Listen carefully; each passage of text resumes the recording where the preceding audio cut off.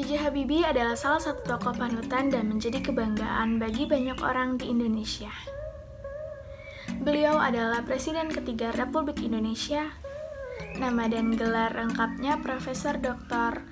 H.C. Ing. Dr. S.C. Mould Baharudin Yusuf Habibie. Beliau dilahirkan di Parepare, Sulawesi Selatan pada tanggal 25 Juni 1936. Beliau merupakan anak keempat dari 8 bersaudara, pasangan Alwi Abdul Jalil Habibie dan R.A. Tuti Marini Pusworojo. Habibie menikah dengan Hasri Ainun Habibie pada tanggal 12 Mei 1962 dan dikaruniai 2 orang putra yaitu Ilham Akbar dan Tharek Kemal.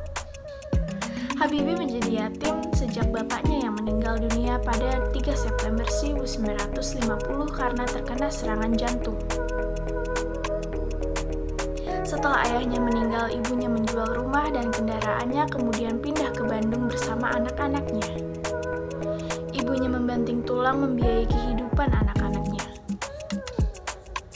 Di Indonesia, Habibie menjadi Menteri Negara Ristek atau Kepala BPPT selama 20 tahun, Ketua Ikatan Cendekiawan Muslim Indonesia atau ICMI, memimpin perusahaan BUMN strategis, dipilih menjadi Wakil Presiden RI dan menjadi Presiden RI ketiga setelah Soeharto mundur pada tahun 1998.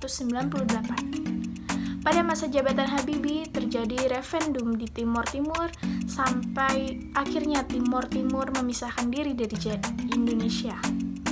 Dalam masa jabatannya yang singkat, B.J. Habibie telah meletakkan dasar bagi kehidupan demokrasi dan persatuan wilayah di Indonesia dengan disahkannya Undang-Undang tentang Otonomi Daerah dan Undang-Undang tentang Partai Politik, Undang-Undang tentang Pemilu, dan Undang-Undang tentang Susunan Kedudukan DPR atau MPR. Turun dari jabatan sebagai presiden, Habibie kembali ke Jerman bersama keluarga. Pada tahun 2010, Ainun meninggal dunia karena terkena kanker. Sebagai terapi atas kehilangan orang yang dicintai, Habibie membuat tulisan tentang kisah kasih dengan Ainun, yang kemudian dibukukan dengan judul Ainun dan Habibie.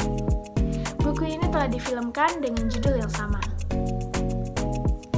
Hal yang dapat saya teladani dari seorang B.J. Habibie adalah ia merupakan pekerja keras yang tak kenal lelah, sosok religius yang tak pernah melupakan ibadah, teguh pada pendiriannya, salah satu tokoh dengan integrasi tinggi, dan dia merupakan sosok pria yang setia.